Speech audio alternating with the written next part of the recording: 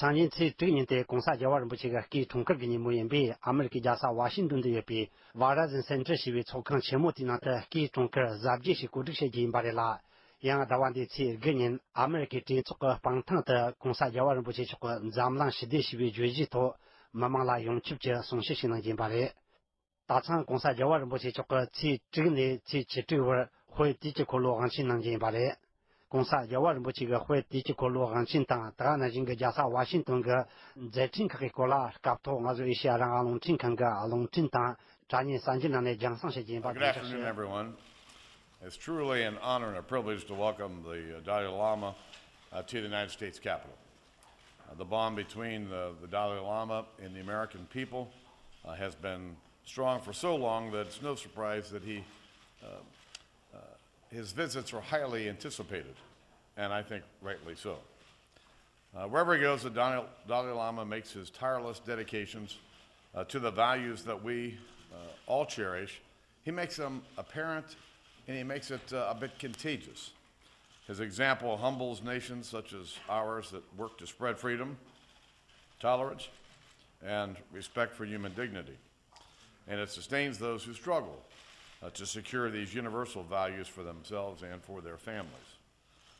Here in Congress, our commitment to the Tibetan people has always brought the two parties together, and I expect it will continue to do so no matter how long it takes. So we appreciate that the Dalai Lama is taking time to speak with us about how we can help spread our shared values, not just in Tibet and China, but the Middle East as well. And we extend to you, Your Holiness, on behalf of the people that we serve, our solidarity, our support, and our hope that you'll come back soon.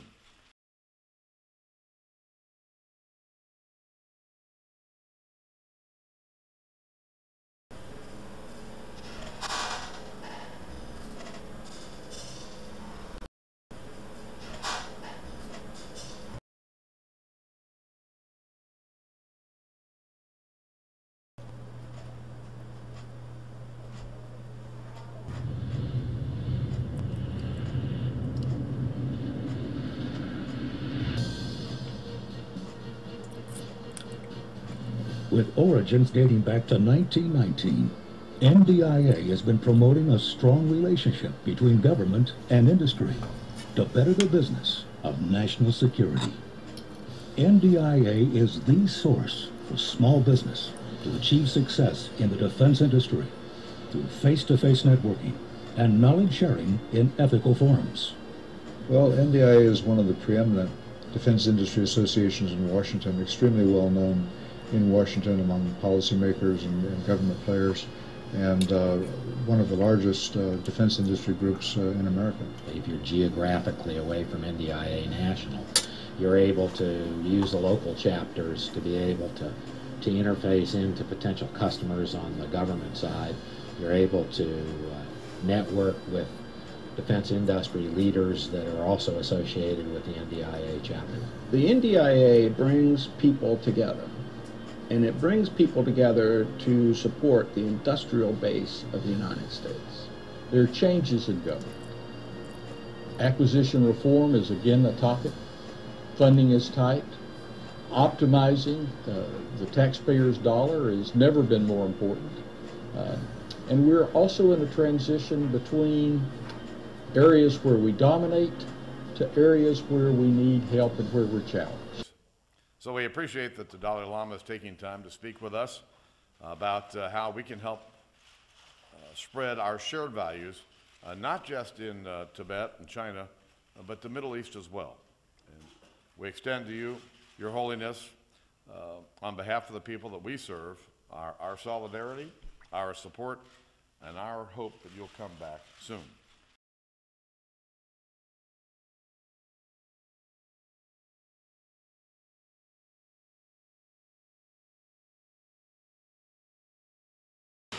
We extend to you, Your Holiness, on behalf of the people that we serve, our solidarity, our support, and our hope that you'll come back soon.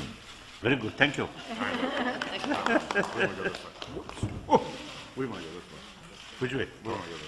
So, bye-bye. Thank you.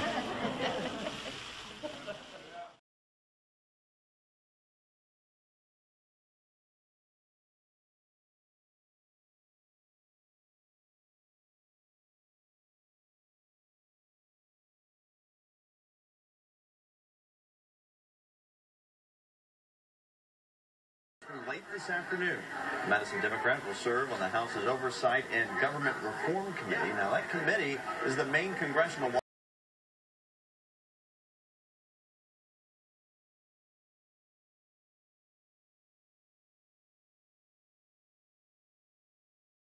watchdog over the executive branch.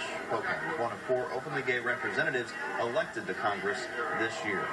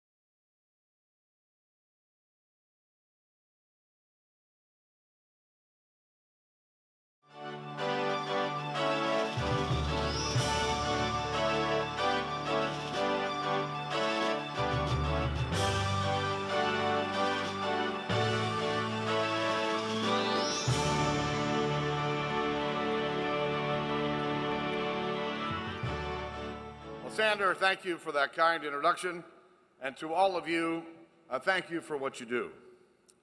You know, I've had a chance to meet so many of you over the years, not just those of you from Ohio, but throughout the country. So to be assembled under one roof feels like getting old friends back together again. And we've got an awful lot of catching up to do, don't we? You know, recent events bring to mind Henry Kissinger's lament at one point when he said, "There can be no crisis next week. My schedule is already full." I thought about that when I was thinking about what I was going to say tonight. And I began to recall the last time that I was in Israel several years ago.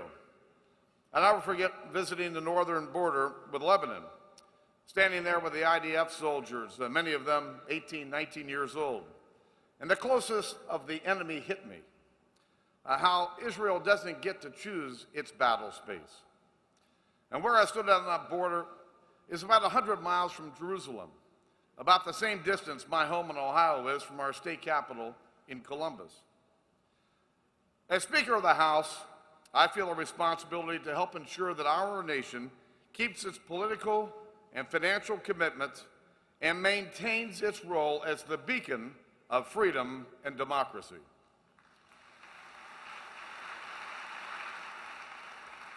And it's in that spirit that I join with all of you tonight.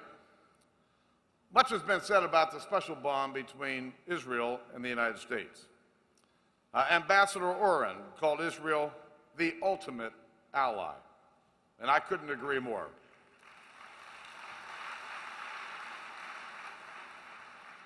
In the last 63 years, through all the threats that we have faced, America and Israel have formed and honed a strategic alliance built on trust and based on shared values.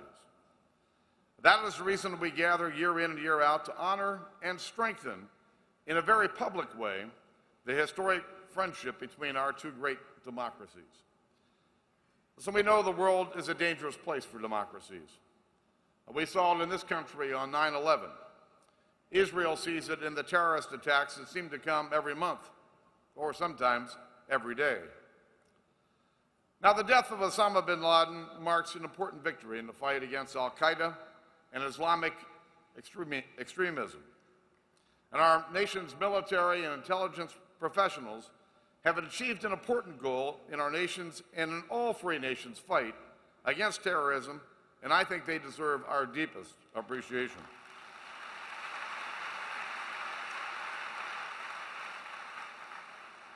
But terrorist organizations are more resilient than just one person. Al-Qaeda has been weakened but they have not been destroyed. My job as Speaker is to ensure that the House remains focused on confronting and defeating the complex and evolving terrorist threat that still targets the United States and her allies. My job as Speaker is to ensure that the House remains focused on confronting and defeating the complex and evolving terrorist threat that still targets the United States and her allies. In Lebanon, Hezbollah cast out a freely elected government and dominates that country. And every day that terrorist organization, committed to the destruction of Israel, gets more weapons from Syria and from Iran. And looming over the entire region, of course, the Iranian regime and the threat it poses there and in the wider world. Now, there's no doubt that the regime in Tehran has taken notice of how the United States has responded to the threats in Libya versus how it has responded to the threats in North Korea. And if anyone here still doubts the Iranian regime's quest for nuclear weapons, I think you're awfully optimistic. And if anyone thinks that we can contain the aggression and terrorist subversion of a nuclear-armed Iran, you may not just be optimistic, but somewhat delusional. Now, the best remedy for the threat to the world is for the people of Iran to rise up and replace that regime, just as the people of Tunisia and Egypt have risen up and replaced their regimes. And we all hope that the regimes in Libya and Syria will be replaced as well, so that the peoples of those countries can escape tyranny and into freedom. Now, we should make it clear, and clearer than it has been for the last 2 years, that America is on the side of those who yearn and struggle for their own freedom. That is our historic and moral responsibility as a great and free nation, and we should never apologize or be ashamed of that role that we play in the world.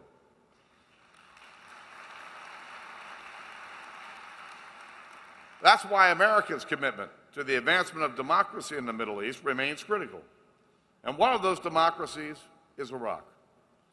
As President Obama recently said, Iraq represents the promise of a multi-ethnic, multi-sectarian democracy. Now, Iraq is more than a simple democracy on the make. It is in a position to become a vital strategic ally in the region. And this is a tribute to the resilience of the Iraqi people, the sacrifices made by our troops and our diplomats, and the many nations that have played a role in this task.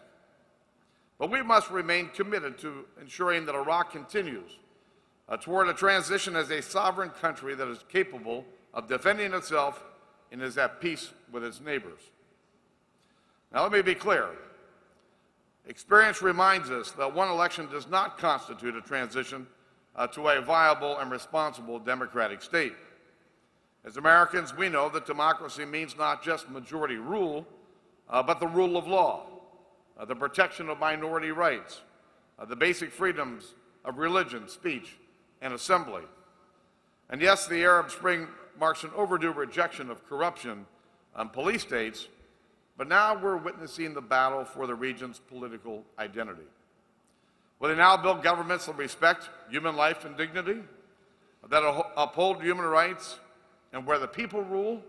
Or will we see women and religious minorities repressed and fundamental rights abridged? Will we see one man, one vote, one time? We are watching the struggle to play out in Egypt, and fostering economic development in Egypt is important.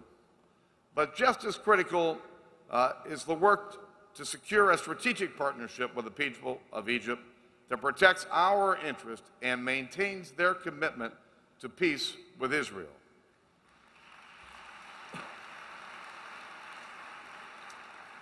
And this brings me to Israel and to peace.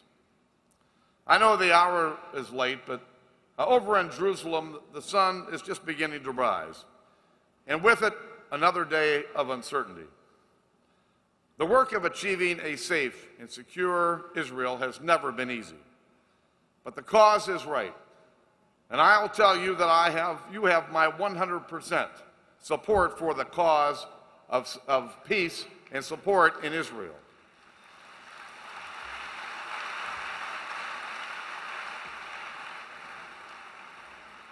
Israel has demonstrated time and again that it seeks nothing more than peace with its neighbors. And in a negotiation, both sides need to make compromises. And like every prime minister before him, Prime Minister Netanyahu knows this and accepts it. But what does the other side want? When it embraces a terrorist organizations, I think it makes its intentions known. You know, where I come from, you're judged by the company that you keep.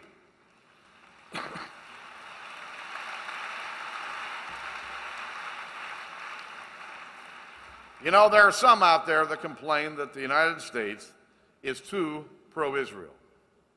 Well, let me tell you what I think. Doubts about what America stands for and who America stands with slows the search for peace and stability in the region.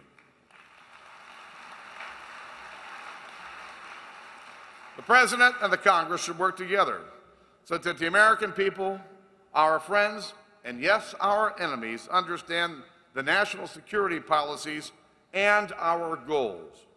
And so that our allies like Israel, have no cause to doubt that we'll be with them through thick and thin.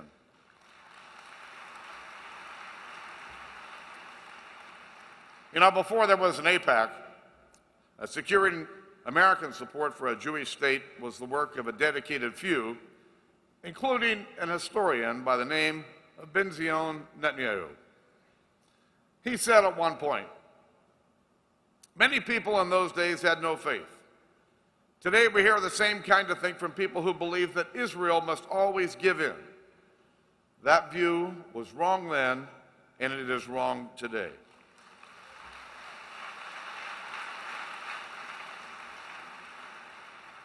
Tomorrow, his son, the Prime Minister of Israel, will address the United States Congress, marking another milestone in this historic friendship. I was honored to invite him, and it will be our honor to have him there.